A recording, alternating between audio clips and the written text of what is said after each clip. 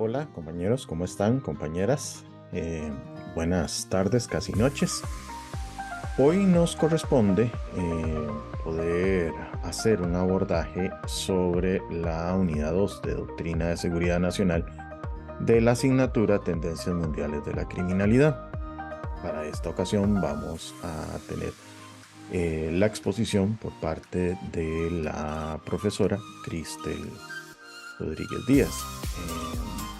Sin más, vamos pasando a lo siguiente. Gracias por estar con nosotros. Gracias, Cristel. Adelante.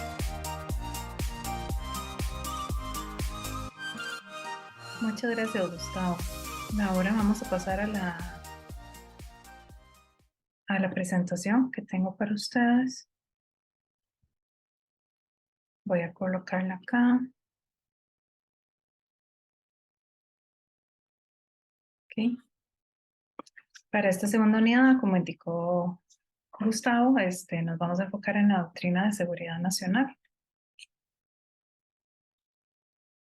¿Qué fue la doctrina de seguridad nacional? Fue una ideología desde la cual, vamos a ponerlo muy grandecito, desde la cual Estados Unidos, después de la Segunda Guerra Mundial, consolidó su dominación sobre los países de América Latina. Enfrentó la Guerra Fría, dijo tareas específicas a las Fuerzas Armadas y estimuló un pensamiento político de derecha en los países de la región. Primero que todo, entonces, vamos a ubicarnos en el contexto de la Guerra Fría.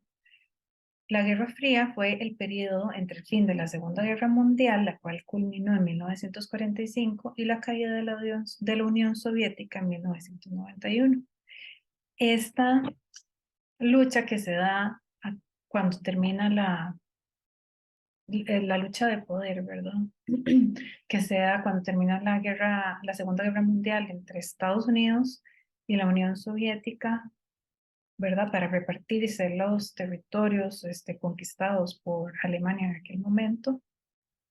Divide el mundo en dos bloques: el bloque occidental capitalista, liderado justamente por Estados Unidos, y el oriental comunista, encabezado por la URSS, o la Unión Soviética. Y es que Estados Unidos se percata en ese momento que la Unión Soviética quiere expandir su ideología comunista al resto de los países que pueda, ¿verdad? Y la Unión Soviética está muy, muy, muy paranoico porque vio que Estados Unidos tenía armas nucleares y que fue capaz de utilizarlas, ¿verdad? Entonces teme un ataque inminente con armas nucleares por parte de Estados Unidos. El conflicto entonces se intensifica por la investigación y el desarrollo de armas nucleares, porque claro, la Unión Soviética no se va a quedar atrás, ¿verdad? Entonces no hubo un enfrentamiento directo de guerra mundial, ¿verdad? Por dicha, con armas nucleares, ni mucho menos, pero sí provocó una variedad de enfrentamientos locales en los países en los que empezaron a intervenir estas dos grandes potencias. Tanto Estados Unidos como la Unión Soviética intervinieron en la política interna de muchos países para reprimir la disidencia, reforzar sus aliados e impulsar golpes de estados para expandir su influencia. Se combatió a través de propaganda ideológica y el espionaje. Vamos a ver más en detalle de cómo fue que incursionó Estados Unidos en los países de Latinoamérica. Primero que todo, los objetivos de la doctrina, ¿verdad? Se crea entonces esta doctrina, Estados Unidos crea esta doctrina como un plan para conquistar como aliados a los países latinoamericanos. Entonces, conquistar el precio más bajo posible sería el primer objetivo, preferiblemente sin derramamiento de sangre, las áreas y territorios previstos como aptos para integrarlos políticamente a Estados Unidos. Conducir al enemigo al desprestigio e incertidumbre en aquellos territorios y áreas aptas para la conquista. Entonces, muy importante para la doctrina de seguridad nacional desprestigiar y crear incertidumbre sobre ese gran enemigo del comunismo, que la gente se sintiera muy a disgusto con los comunistas y con esta ideología del comunismo. fomentar y cimentar el pensamiento político de la población en aquellos territorios o áreas en donde se destacan condiciones favorables para la propaganda y la acción proselitista. Mantener en el ambiente internacional o nacional un estado de continua inquietud, ¿verdad? Si hay mayor inestabilidad, si hay mayor inquietud, es más fácil para los que tienen el poder mantener el rumbo, mantener la dirección y controlar a todos los actores en el proceso. Explotar al máximo las fallas o deficiencias que ofrezcan los opositores, enemigos o rivales. Entonces, sí, aprovechar cualquier error, eh, cualquier decisión no tan acertada por parte del enemigo o de las fuerzas insurgentes locales para, para aniquilarlas, ¿verdad? O para eliminarlas.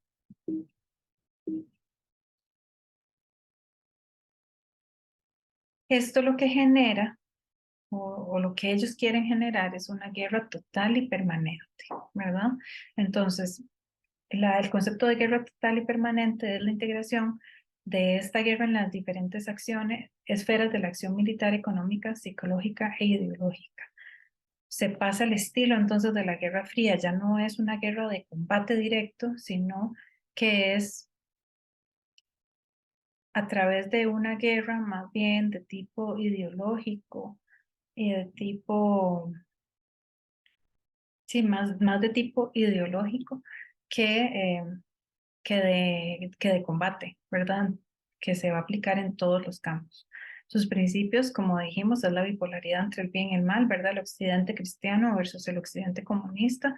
Se da una guerra generalizada de adentro hacia afuera, porque el comunismo se está infiltrando y crear esa idea, esa paranoia de que nos van a atacar, de que el comunismo está aquí, de que se quieren apoderar de nuestros territorios y nuestros territorios es eh, a través de recuperar la idea de que Latinoamérica es el espacio vital del capitalismo, ¿verdad? El espacio vital de Estados Unidos y que eso va a ser positivo para los países de Latinoamérica. Estados Unidos utiliza tanto las Fuerzas Armadas, ¿verdad?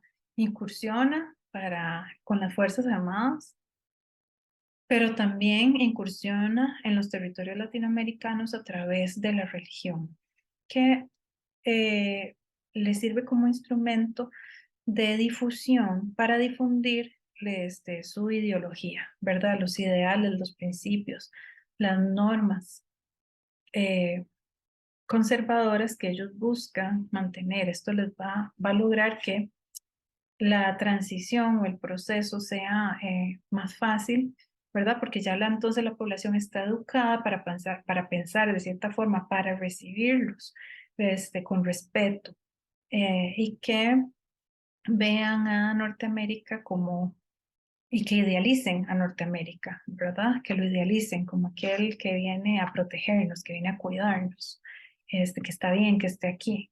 Entonces, junto con las Fuerzas Armadas, ¿verdad? Que generan mucho respeto. También se hace un trabajo a nivel de la psiquis de la población.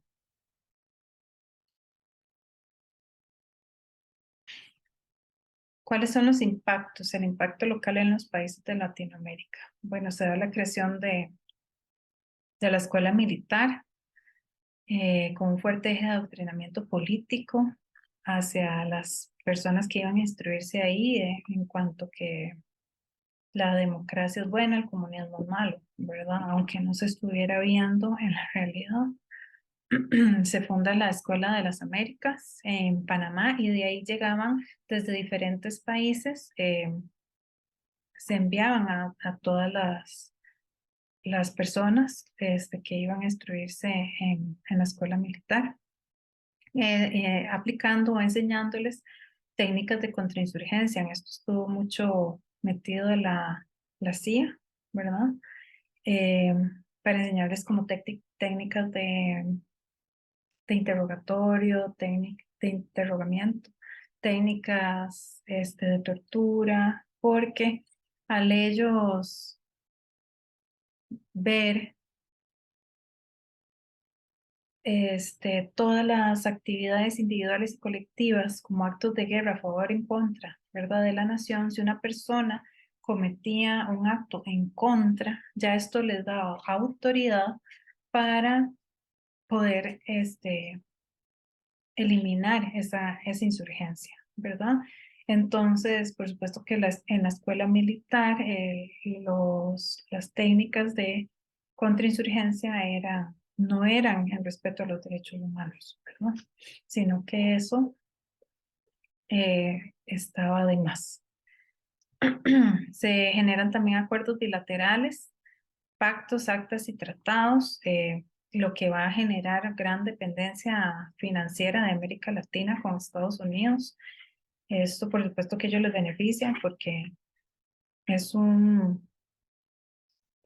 es una herramienta más para ligarnos a los países latinoamericanos con Estados Unidos, ¿verdad? Entonces, como ellos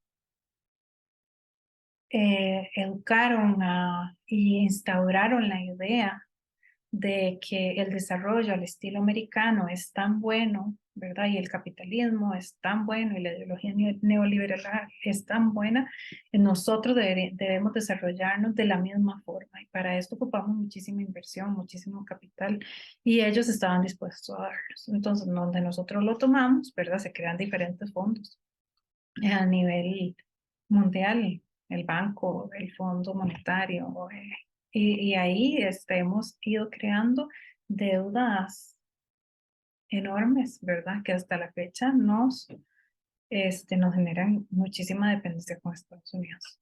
Todas las actividades individuales y colectivas, lo que veníamos diciendo, se entiende como actos de guerra a favor en contra de la nación. Entonces, cualquier acto en contra de la nación se ve como un acto terrorista y debe ser controlado de la forma que sea. Ahí el fin justifica los medios, ¿verdad?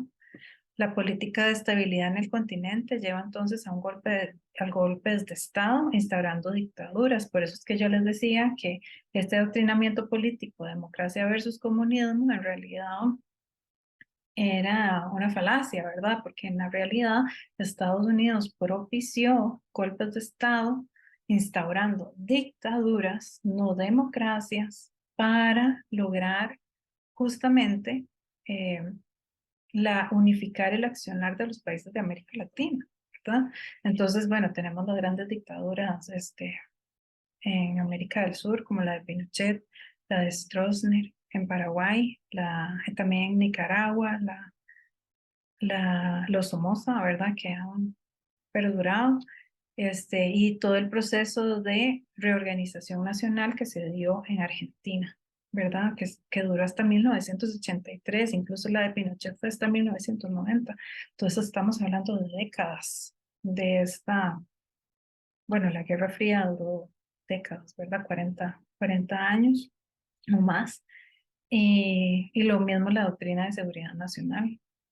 Otra de las técnicas que ellos tenían era la instauración del modelo cívico-militar. Entonces, todas las ayudas, todos los programas que se daban para fortalecer las comunidades, para llevar este desarrollo a las diferentes comunidades en los países latinoamericanos, siempre iban de la mano con, con las Fuerzas Armadas, ¿verdad? Que siempre eh, eran parte local, parte estadounidenses, y esto le daba prestigio ¿verdad? A toda la ideología de la expansión del capitalismo sobre América Latina.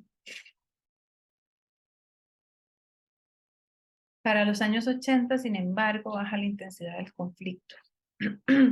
Hay muchísima más insurgencia. Hay países que no lograron dominar, como por ejemplo Cuba, ¿verdad? Que tuvo una gran lucha en contra de las Fuerzas Armadas de Estados Unidos, de la doctrina en sí. Ellos reconocen que han perdido influencia política, reconocen los límites de la lucha política, los límites de su lucha política, político-militar. Apuestan más a pequeños grupos de contrainsurgencia criolla, pero también reconocen que su régimen está desacreditado a nivel mundial por todas las masacres, todas las muertes que esto ha llevado, ¿verdad? La instauración de las dictaduras, que al final no se ve tan bien. El trabajo encubierto, apuestan al trabajo encubierto y no grandes enfrentamientos militares. Y además empieza a surgir la cuestión del problema del narcotráfico, que ahora pues no es tan, ¿verdad? Ya no es tan local, sino que se ha expandido, se ha hecho narcotráfico internacional. Y esto, si bien ya, ¿verdad? Ya los países están sintiendo la necesidad de expulsar las Fuerzas Armadas de Estados Unidos de los países latinoamericanos, esta lucha contra el narcotráfico les da a ellos un anclaje para permanecer en los países y seguir haciendo su trabajo ideológico, ¿verdad? Y su expansión neoliberal y capitalista en América Latina, por lo que permanece por, por mucho más tiempo, de hecho hasta la actualidad. ¿Cuáles han sido las consecuencias de la doctrina de seguridad nacional?